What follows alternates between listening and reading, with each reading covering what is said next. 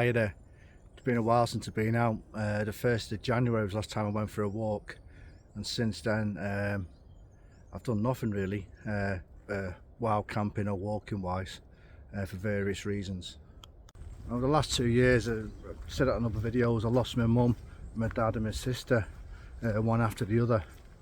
I lost my mum to Parkinson's dementia, and then 6 months after that, really, as COVID really started, Dad was admitted to hospital, and we couldn't go and see him or say goodbye. Unfortunately, 2 weeks after he was admitted to hospital, he died. So I decided to move back to the northwest to be near my sister. And then a year after moving, only 18 months ago, sadly she passed away a year ago, last February. And even though I've done things like last year, I did the cycle ride, the jog from Land's End to John O'Groats. It seems since Christmas, it really things piled on top of me, personally. And everyone's gone through grief, and I understand the 5 stages of grief. But what I found difficult was to separate my mum, my dad and my sister. So in a perfect world, you go through the 5 stages of grief, one after the other, like a set of dominoes. But mine had been intermingled, and what I was trying to do was grieve them all as a one, which wasn't working for me really. So I sought some help. It's good to talk, which help me understand and identify each death. Then each death needs its own grieving process, and with an understanding that the stages of grief aren't a set of dominoes. They'll come in different, at your different periods of the day, different periods of the week. You might think you're through one, like the anger stage, especially with my dad and COVID. I think you're moving on, and then things happen in the news, and it all comes bubbling back, and you're back to anger again.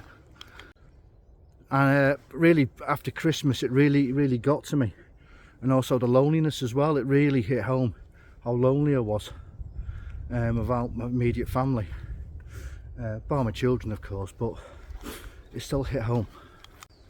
So really, since January, I've not done much. I have kept training up because I've got the Cape Wrath Trail coming up in about 8 weeks now. So I have been training for that and prepping all my equipment that I need. That hasn't stopped. I just haven't been out walking or wild camping. I just didn't have the mojo.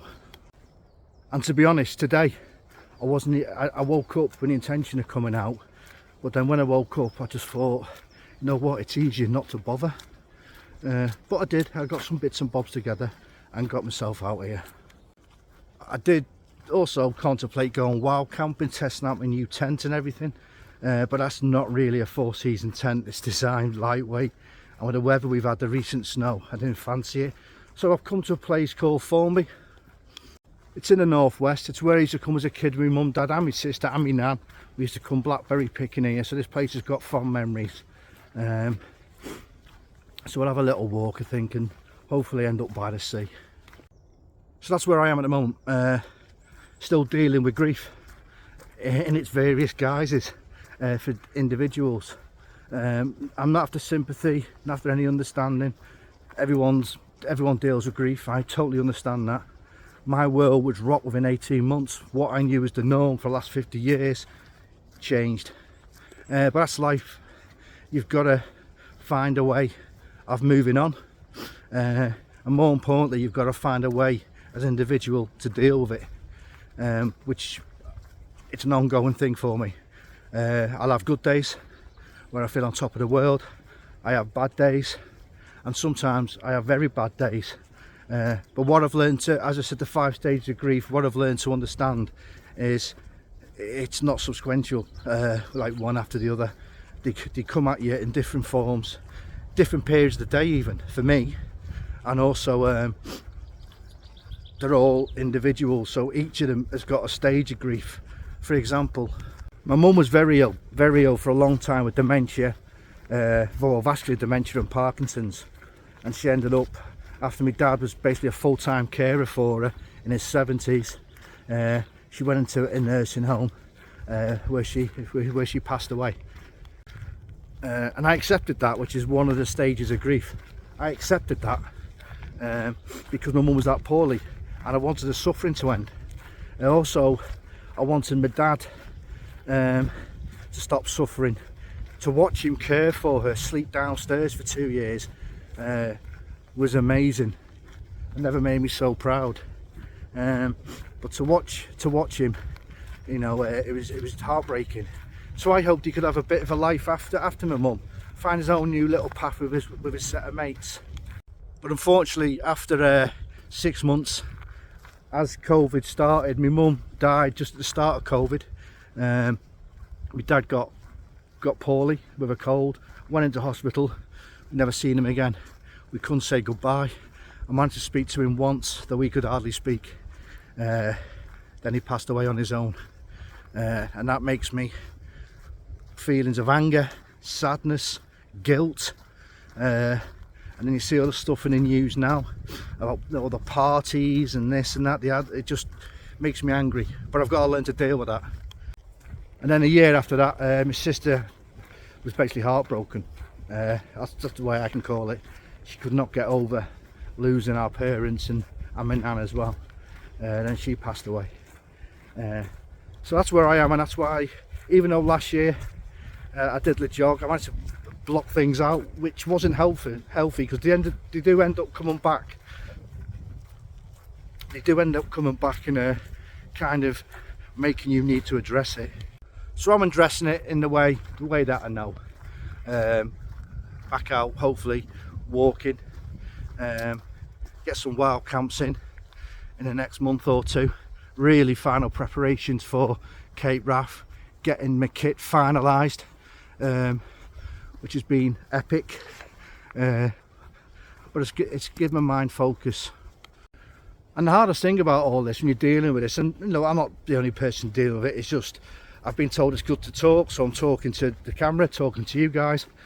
It is good to talk. I have sought therapy, which has been a godsend. It's allowed me to give me some tools, mind tools, let's say, how to process things, how to deal with things, and ultimately, hopefully, how to accept things. Because the tough thing about grief is life's still got to go on. You've still got to pay the bills. You've still got to go to work. When sometimes all I want to do is curl up in the ball and put my coat over my head and hopefully have a good sleep and wake up the following day. Anyway, that's enough of me talking. We're now out walking in Ainsdale Wood, and hopefully we'll get to Formby Beach in a bit. So we'll keep walking now. I'm glad the sun's out because we are forecast rain later on this afternoon. Alright then, let's get on with the walk. But it's a lovely pine wood that we're in, and part of this wood as well does have red squirrels, and it is in like a sanctuary.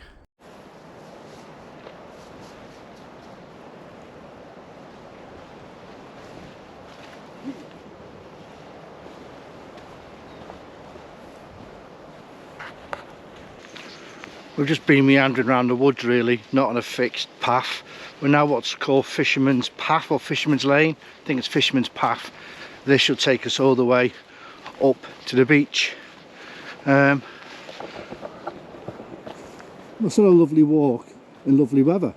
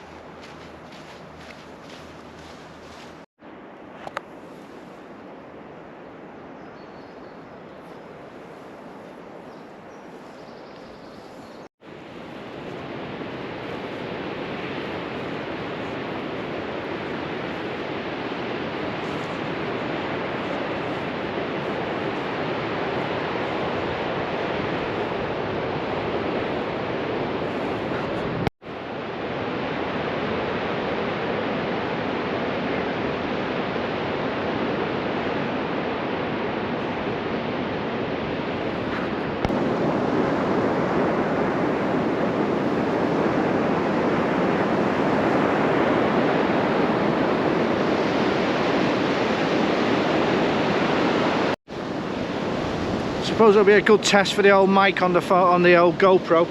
I do have microphones for my phone as well, and I've got them for the Cape Wrath.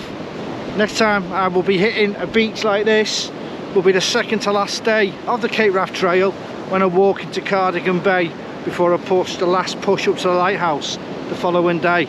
But for now, we're just going to follow a nice walk along the shoreline, pick up Fisherman's Path again, and head back. Well, this is Formby Point, a lovely stretch of sand in the northwest. Absolutely lovely. Alright then, see you in a bit.